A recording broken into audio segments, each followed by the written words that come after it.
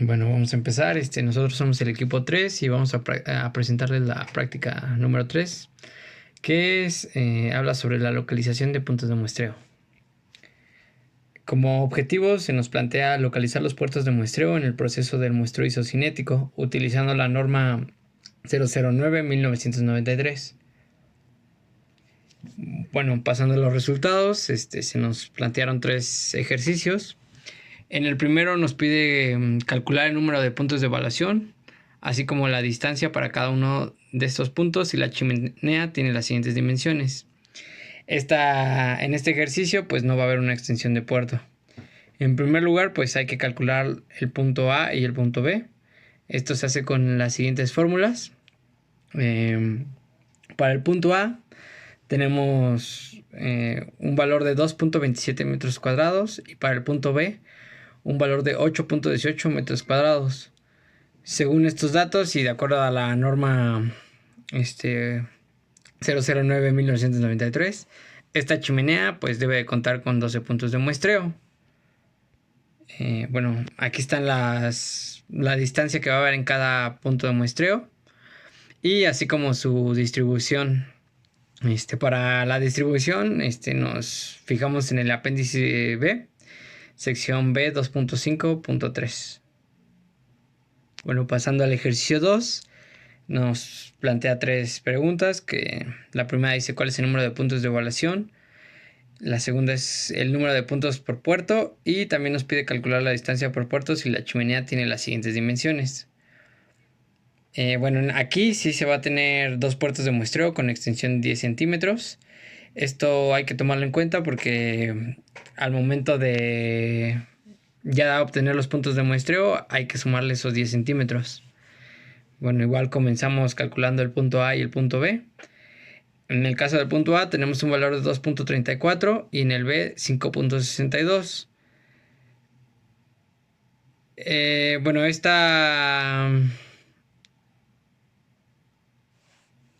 estos puntos se van a checar en la norma y bueno, nos arroja que va a tener 8 puntos de muestreo. Aquí están nuestros puntos, ya con los 10 centímetros sumados de la extensión. Y bueno, aquí está la distribución. Son 8 puntos de muestreo por cada puerto. Bueno, ya por último, en el ejercicio 3, tenemos una chimenea rectangular. Y pues igual, en primer lugar, calculamos los puntos A y los puntos B. Y nos arroja que va a haber 8 puestos por cada puerto. Bueno, aquí están nuestros puntos y nuestra distribución. Esta es nuestra distribución. Esta información pues la sacamos del apéndice A, sección A 3.3 y apéndice B, sección B 2.5.2, tabla B 2.6. Bueno, finalmente en el análisis de resultados nos pide que hablemos un poco del procedimiento para determinar la velocidad de un flujo que sale a través de un conducto. Y bueno, tenemos que la velocidad se determina midiendo el tiempo que requiere una partícula determinada para viajar a una distancia conocida. Para esta operación se debe realizar la determinación de los puntos y el número de las medidas. Esto, bueno, con esta norma que utilizamos, que es la 09-1993. Y bueno, ya hablando más concisamente del método, pues consiste en determinar en primer lugar las dimensiones, diámetro y área del conducto en la sección de medida. Posteriormente hay que determinar el número de puntos de medida y su localización en la sección de medida necesarios para determinar adecuadamente el perfil de velocidad. Luego hay que medir la presión diferencial en estos puntos de muestreo. Y para continuar con la determinación de la velocidad en cada punto de muestreo con estas medidas de presión diferencial. Finalmente, pues ya se va a calcular la velocidad media.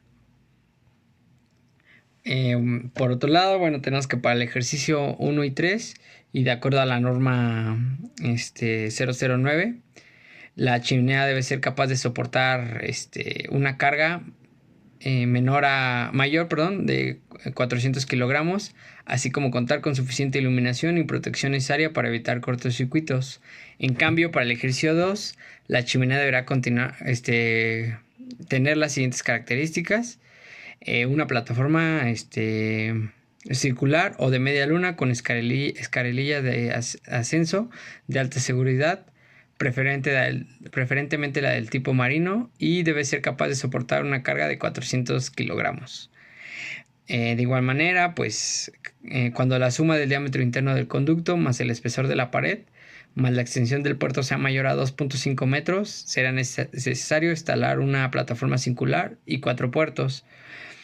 También debe contar con un contacto para el suministro de la corriente eléctrica monofásico de aproximadamente 60 Hz, y la protección necesaria para evitar cortocircuitos. Y también debe tener la suficiente iluminación y protección necesaria para evitar cortocircuitos. Y finalmente se deberán colocar una argolla a la altura de aproximadamente 2 metros desde el puerto de muestreo y en línea vertical con respecto al mismo. Y bueno, ya para finalizar, en conclusiones, pues tenemos que, en primer lugar, para poder determinar de forma correcta la distribución y localización de los puntos de muestreo, así como de la cantidad de puertos a revisar, deberá de conocer el tipo de chimenea que se muestra y su geometría, ya que debido a esta variación, los cálculos, por lo que se considera la norma 009/1993. El número y distribución de puertos de muestreo varían respecto al diámetro de la chimenea y la relación de las alturas A y B. Y finalmente, la determinación de los puntos de muestreo se realiza para llevar un control de las emisiones de una industria. A su vez, esto nos dará evidencia de cumplimiento de las normas correspondientes, por lo tanto es necesario realizar este control de una manera óptima. Y bueno, finalmente las referencias, y pues eso sería todo. Gracias.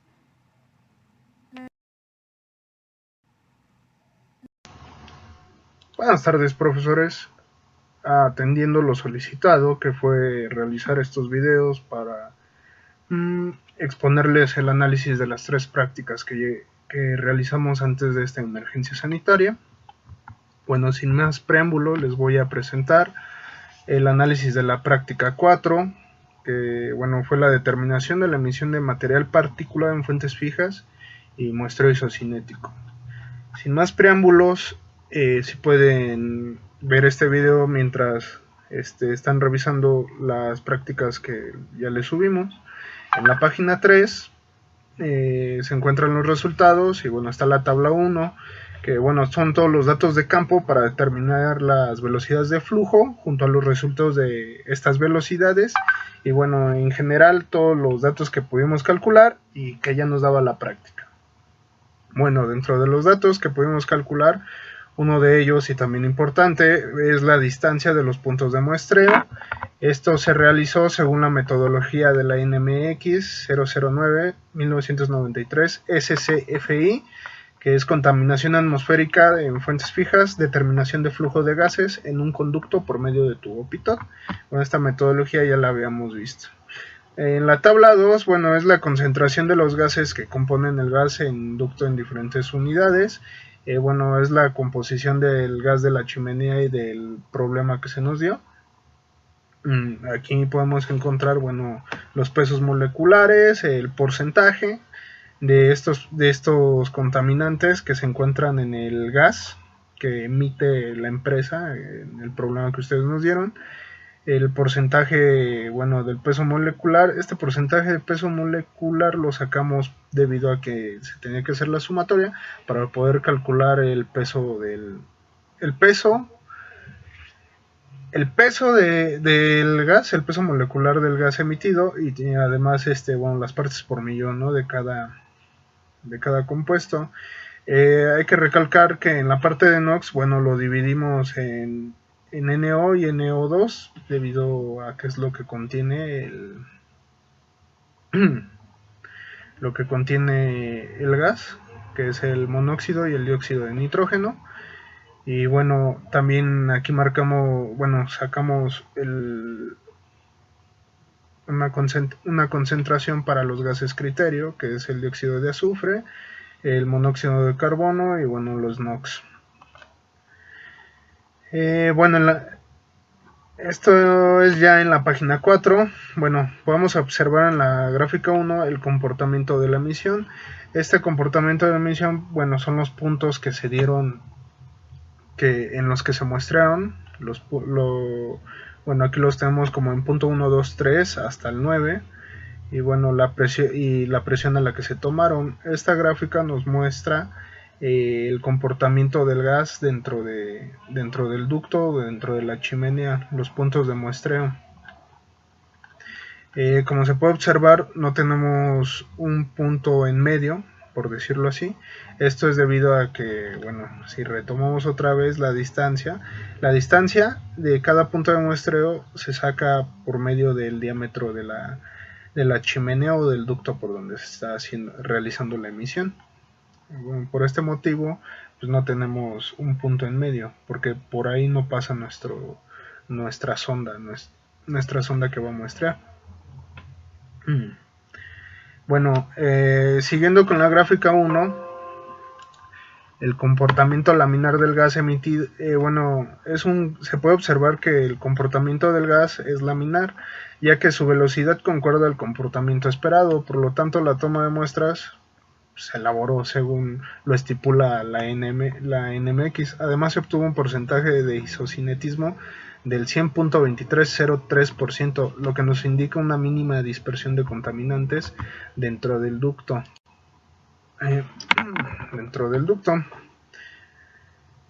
Bueno, la tabla 3 se refiere ya a la COA, que es lo que realizamos también, junto con el ecomapa de proceso.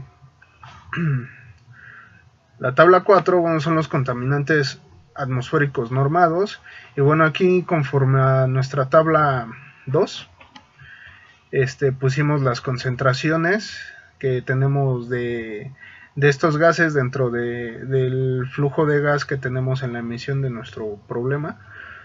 Bueno, dentro de la práctica, ¿no? Dentro de lo que se tenía que hacer en la práctica, y bueno, los comparamos con los valores permisibles de la norma, que es la norma 085 Semarnat 2011.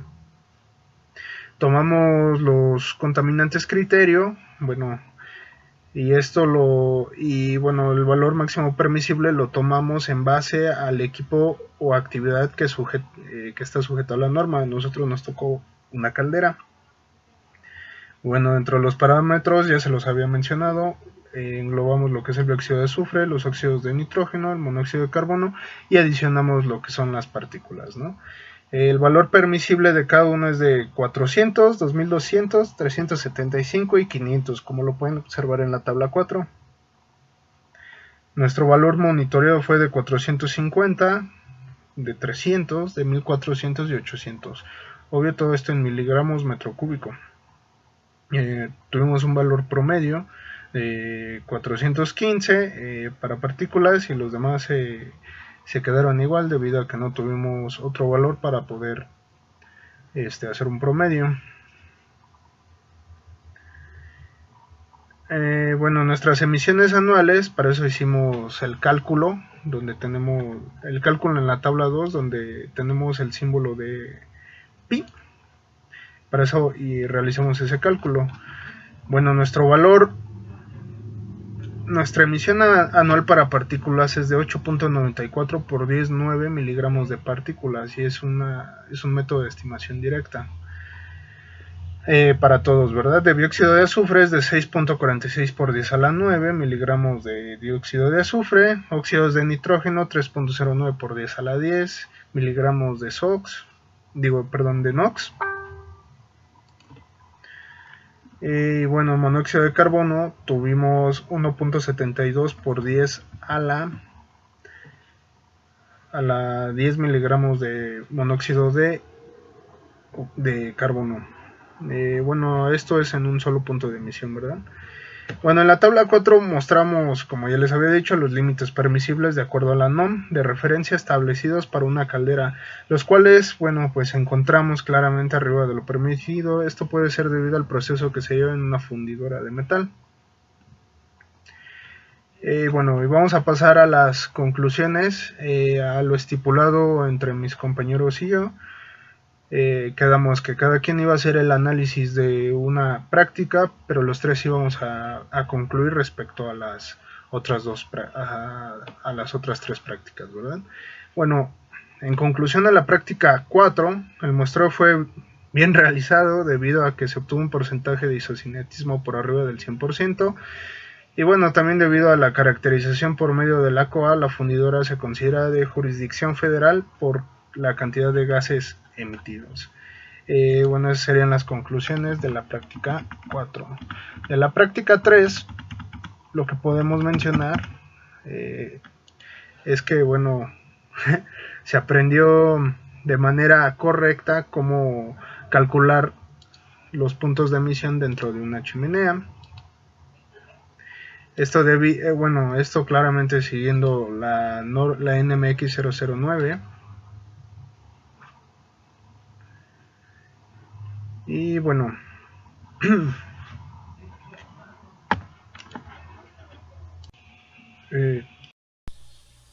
Bueno, vamos a continuar con la práctica 5, que es determinación de cloruros. Como objetivos tenemos uno general, que es cuantificar cloruros como ácido clorhídrico y cloro libre en una corriente gaseosa de acuerdo a la norma mexicana AA 079-1980. En los objetivos específicos fue realizar una curva de calibración para el cálculo de cloruros, y el siguiente fue desarrollar el tren de muestreo para el método de determinación de cloruros. Bueno, como introducción tenemos que las actividades industriales producen la emisión de una gran cantidad de contaminantes hacia la atmósfera, entre los cuales se encuentra el cloro. En presencia de humedad, los vapores de ácido clorhídrico van a generar abundantes humos blancos. Y bueno, en el aire el cloro es degradado por la luz solar en pocos minutos, y debido a que el cloro es muy reactivo, generalmente no se detecta en el ambiente, excepto en niveles muy bajos en el aire marino. Bueno, esta es la metodología que seguimos. Como primer paso, pues se prepararon todas las disoluciones, como lo fue la de nitrato de plata, ácido nítrico y la disolución patrón de cloruros, al igual que la disolución absorbedora para cloro. Después se prosiguió a montar el tren de muestreo, a preparar la curva de calibración y finalmente se leyeron las absorbancias a 360 nanómetros. Ese es un esquema del tren de muestreo que montamos de acuerdo a las indicaciones de la profesora. Primeramente teníamos un matraz con 15 mililitros de agua. En por 30 minutos se estuvo adicionando constantemente gota a gota ácido clorhídrico 0.5 normal. Después teníamos un segundo matraz, el cual era el impactor 1. En este teníamos 15 mililitros de arsenita de sodio. Después teníamos un tercer matraz con 15 mililitros de agua, el cual era el impactor 2. Y por último teníamos una bomba de vacío, la cual iba arrastrando todos los vapores que se iban generando en los diferentes matraces. Bueno, en la parte de los resultados, aquí están los que se obtuvieron para la preparación de la curva tipo. Estas son las diferentes concentraciones de cloruro de sodio en microgramos sobre mililitro. Se utilizaron 5, 10, 20, 30 y 40, y aquí están sus respectivas absorbancias a 360 nanómetros. Aquí tenemos la imagen de la curva tipo, en la cual se obtuvo la siguiente ecuación, que fue absorbancia, que es el eje Y, es igual a 0.0123 por la concentración, que es el eje X, menos 0.0278. Para esta se obtuvo una R cuadrada de 0.9965. Y aquí están los resultados obtenidos del tren de muestreo. Primero se tiene el volumen de ácido clorhídrico 0.5 normal en la corriente gaseosa, que fueron 15 mililitros, y después se tiene los resultados para el impactor 1 y el impactor 2. Se tienen su absorbancia, la concentración de cloruros en la alícuota. Para el impactor 1 se tiene la concentración de cloruros como ácido clorhídrico, y para el impactor 2 se tiene la concentración de cloro libre. Bueno, la concentración de cloruros en la alícuota se determinó a partir de la ecuación de la curva tipo, que fue esta. Se despeja la concentración y se sustituye la absorbancia, que fueron las que obtuvimos aquí para los diferentes impactores. Ya sustituyendo esa absorbancia, por ejemplo, para el impactor 1 nos dio una concentración de 3.561 microgramos sobre mililitro, que fue este valor. Para el impactor 1, para conocer la concentración de ácido clorhídrico, pues se ocupó la fórmula que estaba en la práctica que nos proporcionaron, Y bueno, donde Cu1 pues era la concentración de cloruros como ácido clorhídrico, que es lo que queremos determinar. C es la concentración de cloruros en la alícuota en microgramos de cloro sobre mililitro. B1 va a ser el volumen de la disolución de cloruros tomado para la preparación de la curva de calibración, que fue de 5 mililitros. B2 fue volumen de la alícuota tomada del primer impactor para la cuantificación de la muestra. Esta tenía que ser mayor de 5 mililitros, pero menor de 8 mililitros. Nosotros tomamos el valor de 5 mililitros. Bm fue el volumen de la corriente gaseosa muestreada en metros cúbicos. Ba es el volumen de la disolución absorbedora, o sea, el agua colocada en el primer impactor en mililitros. Y el 1.0282 es la relación entre el peso molecular del ácido clorhídrico y el peso atómico del cloro libre. Y bueno, ya sustituyendo todos los valores, obtuvo un valor de 3.66 por 10 a la 6 microgramos sobre metro cúbico, que es el valor que tenemos aquí. Y bueno, para el impactor 2 se ocupó la siguiente fórmula, igual tomada de la práctica que nos proporcionaron, y obtuvimos un valor de 20.39 gramos sobre metro cúbico de cloro libre, que es este valor. Esas son las siguientes, bueno, esas son las reacciones que se observaron en el tren de muestreo. Tenemos la reacción de la disolución patrón de cloruros, en el cual se mezcló cloruro de sodio más agua, nos dio ácido clorhídrico más hidróxido de sodio. Para la disolución patrón de nitrato de plata, pues se agregó nitrato de plata y agua, y nos dieron como resultado ácido nítrico y óxido de plata. Después, para la disolución de ácido nítrico, pues se agregó ácido nítrico y agua, nos dio como resultado nitratos y el ion hidronio. Después, para la disolución absorbedora de cloro, agregamos arsenito de sodio más hidróxido de sodio y cloruro, nos dio arseniato de sodio más cloruro de sodio y agua. En la de nitrato de plata y cloruro de sodio, pues se agregó nitrato de plata y cloruro de sodio y nos dio cloruro de plata que precipitó más nitrato de sodio. Y bueno, para el impactor 1 reaccionó lo que es el agua más ácido clorhídrico y nos dio el ion hidronio más cloro. El cloro fue lo que en este caso se cuantificó, cloro libre. Y para el impactor 2 pues se agregó ion hidronio, cloro y agua, y pues nos dio agua y ácido clorhídrico, que fue lo que, bueno, cuantificamos. Y bueno, la EPA ha establecido un límite para cloro en el aire de 0.5 partes por millón. Y bueno, la exposición a niveles más altos puede provocar malestar e irritación en las personas. Dependiendo de la concentración a la que se exponga, los efectos pueden ser reversibles o irreversibles. Bueno, ya como conclusiones, la cantidad de cloruros como ácido clorhídrico en la corriente gaseosa fue de 3.66 por 10 a la 6 microgramos de cloro sobre metro cúbico de ácido clorhídrico. La cantidad de cloruros libres en la corriente gaseosa fue de 20.39 gramos sobre metro cúbico de cloro libre. Y pues bueno, estas determinaciones de cloruros nos permiten establecer un control, de manera que si se rebasan los límites máximos permisibles establecidos en alguna normatividad, esas mediciones serán de gran ayuda para poder regularlos. Y pues aquí tenemos las referencias que se utilizaron para la práctica. Y pues eso fue todo para la práctica 5.